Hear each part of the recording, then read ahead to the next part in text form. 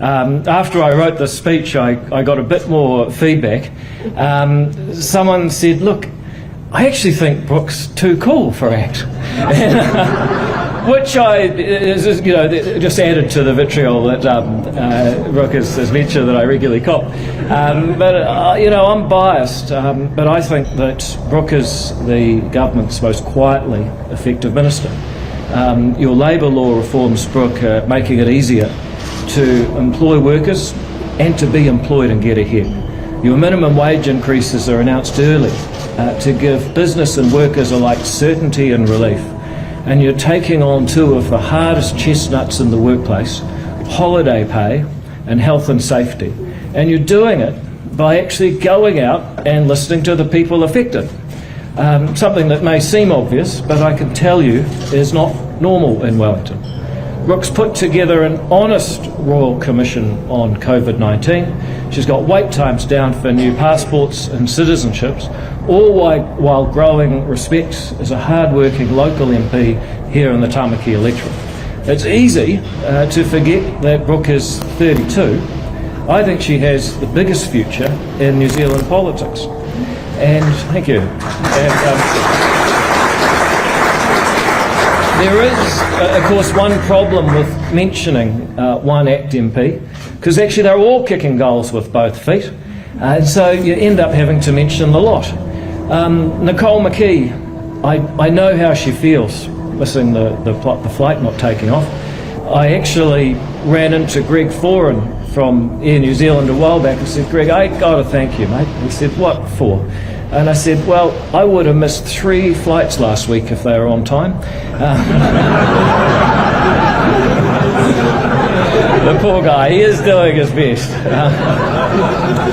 So it's a shame Nicole couldn't be here. But, there's other things that she is making work faster, and that is speeding up the court system, rewriting the entire Arms Act to balance the rights of licensed firearm owners and the safety of New Zealanders, which has actually got worse under Labour's laws. She's reforming the anti-money laundering laws so people can actually get more business done and fewer forms filled out to do it. Andrew Hoggard is handling the country's biosecurity with his big farmer's hands, and he does it effortlessly, preventing potential outbreaks while he deals to the significant natural areas that erode farmers' property rights and corrects the very naive treatment of methane that has held back New Zealand's interests in climate policy. But the reason Andrew's able to do that is in large part because of the work that Mark Cameron did and continues to do. From 2020 onwards, he scared the bejesus out of every other party in rural New Zealand and shifted the entire political spectrum to the right on the split gas approach to methane, on those significant natural areas, on freshwater laws. And now we've elected a government that is changing those policies. And as chair of the Primary Production Committee, Mark stays in the headlines championing the rural New Zealand that he loves every week. I think he's the definition of an effective MP. And then I see Karen Chua, who I call the embodiment of ACT values. Now, Karen has told a lot of her life story, and it gives her more excuses than anyone in Parliament, but she makes none. And if you're an Oranga Tamariki staffer, you'll know she accepts none. She's reforming the government department that let her down when she was small. And if every New Zealander had Karen's attitude and values, we'd probably be a country with no problems by now. But perhaps the biggest single policy problem that this country faces on unlocking its potential is the Resource Management Act. I once heard someone say, you can fill a town hall to stop anything in this country, but you can't fill a telephone box to get something started. So in steps Simon Court, who, along with Chris Bishop, is designing new resource management laws based on property rights. And that's an ACT policy designed to unleash our country's latent wealth by letting people develop and use the property that they own. Then there's our new MPs that you helped elect last year, also making their mark.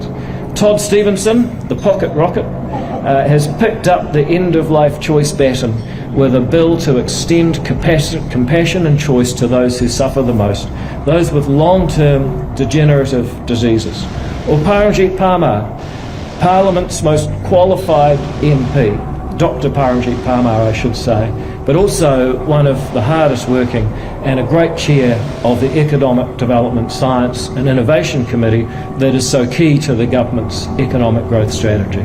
Meanwhile, Cam Luxton, Laura McClure speak to a new generation of young parents who want their children to grow up in a free society.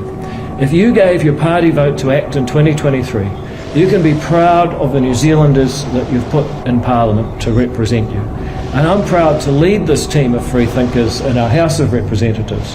I think that we can all be proud of the efforts of this great team.